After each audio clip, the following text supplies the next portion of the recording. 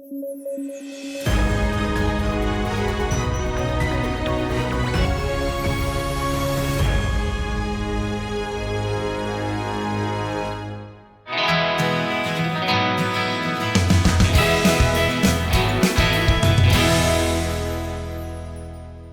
News at 9 में आपका स्वागत है। मैं हूं अमृत उपाध्याय। आइए जल्दी से देखें आज की हेडलाइंस क्या हैं।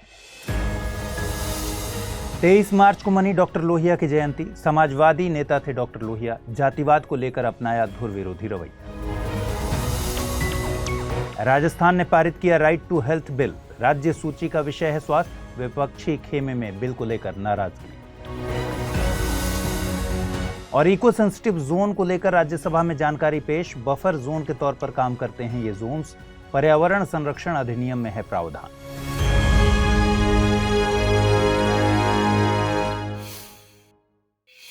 चलिए, खबरों की शुरुआत करने से पहले आप सबको एक बार फिर बता दूं कि स्टडी IQ IAS हिंदी ने अब तीसरा लाइव फाउंडेशन बैच शुरू कर दिया है। 3 अप्रैल से ये बैच शुरू होगा। शाम में 6 बजे इस बैच की शुरुआत होगी।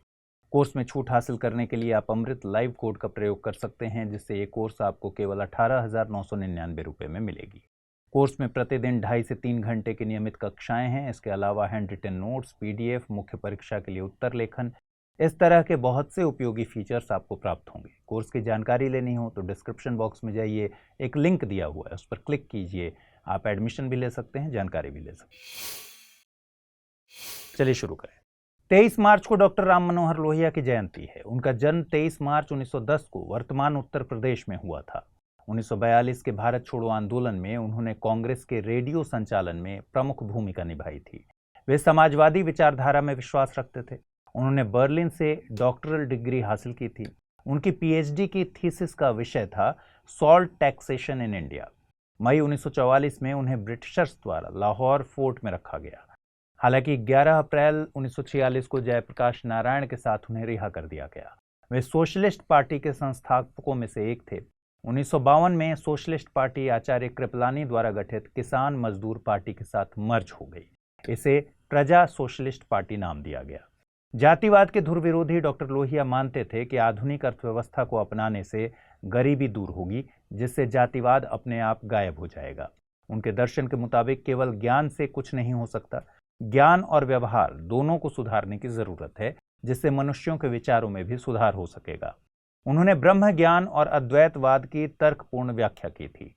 उन्होंने सिद्ध किया कि जाति प्रथा समाप्त करना ही सच्चा ब्रह्म ज्ञान और अद्वैतवाद है।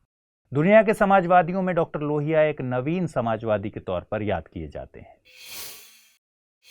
Rajasthan right to health bill पारित करने वाला देश का पहला राज्य बन गया है। इस कानून के तहत राजस्थान के सभी निवासियों को पब्लिक हेल्थ फैसिलिटीज में OPD और IPD सुविधाएं मुहैया कराई जाएंगी।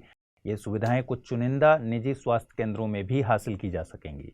बिल का मकसद लोगों के स्वास्थ्य की रक्षा करना है, साथ ही उन्हें समय से पहले मौत से बचाना और स्वास्थ्य पर होने वाले खर्च के चलते लोगों की जेब पर पड़ने वाले बोझ को कम करना है।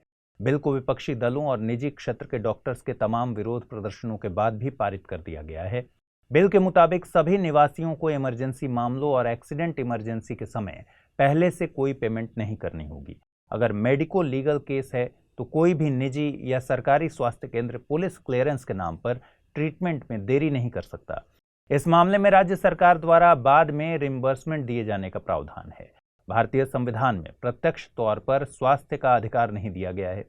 हालांकि संविधान के नीति निदेशक तत्वों में सार्वजनिक स्वास्थ्य को लेकर प्रावधान है। अनुच्छेद 47 के मुताबिक राज्य को पोषण और सार्वजनिक स्वास्थ्य को बेहतर करने के लिए प्रयास करने होंगे। इसके अलावा अनुच्छेद 243G में स्थानीय निकायों को सार्वजनिक स्वास्थ्य को मजबूत करने की बात कही गई है। आपको बता दें कि स्वास्थ्य राज्य सूची का विषय है।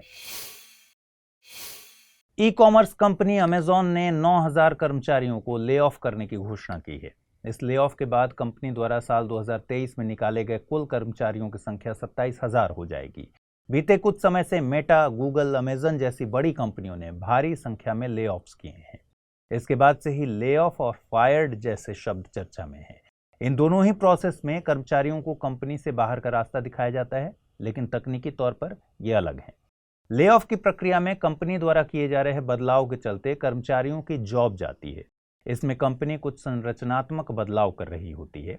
मसलन कंपनी के लिए किसी विभाग की जरूरत का खत्म हो जाना या किसी विभाग का आकार छोटा करना इत्यादि। वहीं फायर किए जाने में ओनस कर्मचारी के ऊपर होता है। इसमें कर्मचारी का व्यवहार कंपनी को नकारात्मक तौर पर प्रभावित कर रहा होता है। इसमें कर्मचारी का आलसी रवैया, चोरी की आदत या कोई और नकारात्मक व्यवहार शामिल हो सकता है।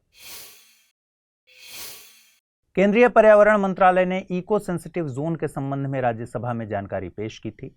इसके मुताबिक भारतीय हिमालय क्षेत्र के 13 राज्यों में 92 इको सेंसिटिव जोन और 2 इकोलॉजिकल सेंसिटिव एरियाज अधिसूचित किए गए हैं। दरअसल वाइल्ड लाइफ कंजर्वेशन स्ट्रेटजी 2002 के मुताबिक संरक्षित क्षेत्रों के आसपास के क्षेत्र को इको सेंसिटिव जोन घोषित किया जाएगा। ये क्षेत्र संरक्षित क्षेत्रों के लिए बफर और शॉक ऑब्जर्वर के तौर पर काम करेंगे।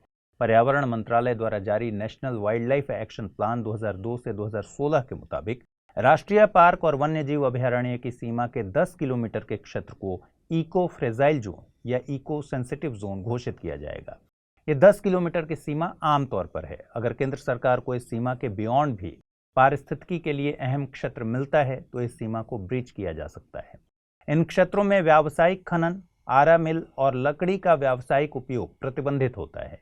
पेड़ों को गिराना जैसी गतिविधियां रेगुलेटेड होती हैं। इसके अलावा कृषि, rain water harvesting, organic farming जैसी गतिविधियों की आज़ादी होती है। केंद्र सरकार को इको सेंसिटिव जोन घोषित करने की शक्तियां पर्यावरण संरक्षण अधिनियम 1986 से मिलती है। वन्यजीव संरक्षण अधिनियम 1972 में national board for wild life को ऐसे उपाय करने की जिम्मेदारी दी गई है जिससे वन और वन्य जीवन सुरक्षित हो सके। आइए अब जल्दी से देखें बुलेटिन पर आधारित क्या प्रश्न बनते हैं। पहला प्रश्न है, हाल ही में राइट टू हेल्थ बिल पारित करने वाला राज्य कौन सा है? उत्तर प्रदेश, राजस्थान, केरल या फिर गुजरात। अगला प्रश्न है, निम्नलिखित कथनों पर विचार कीजिए। इको सेंसिटिव जोन संरक्षित क्षेत्रों की 10 किलोमीटर की सीमा के दायरे में घोषित किए जाते हैं। स्वास्थ्य समवर्ती सूची का विषय है। सही कथन या कथनों का चुनाव करना है। केवल एक, केवल दो, एक और दो, दोनों, न तो एक और न ही दो। आइए देखें पिछले बुलेटिन पर आधारित क्या सवाल मैंने पूछे थे और उनके सही जवाब क्या हैं। केबुल लामजाओ नेशनल पार्क भारत के किस हिस्से में स्थित है? दक्षिण भारत, उत्तर पूर्व भारत या फिर पश्चिम भारत? सही जवाब है विकल्प सी यानी उत्तर पूर्व भारत। अगला सवाल मैंने पूछा था, निम्नलिखित कथनों पर विचार कीजिए। बिहार एक लैंडलॉक्ड राज्य है। फुमडी एक विशेष प्रकार का इकोसिस्टम है। संगाई हिरण केबुल लामजाओ नेशनल पार्क में पाए जाते हैं। सही कथन चुनना था, केवल एक और दो, केवल दो और तीन, केवल एक और तीन या फिर एक, दो और तीन। और सही जवाब है विकल्प डी यानी तीनों कथन सही हैं। तो आज पूछे गए सवालों का जवाब जरूर कमेंट बॉक्स में दीजिए। अगर आप इस बुलेटिन की पीडीएफ चाहते हैं तो अमृत उपाध्याय 007 टेलीग्राम चैनल पर जाइए जहां इसकी पीडीएफ रोजाना मिलती है।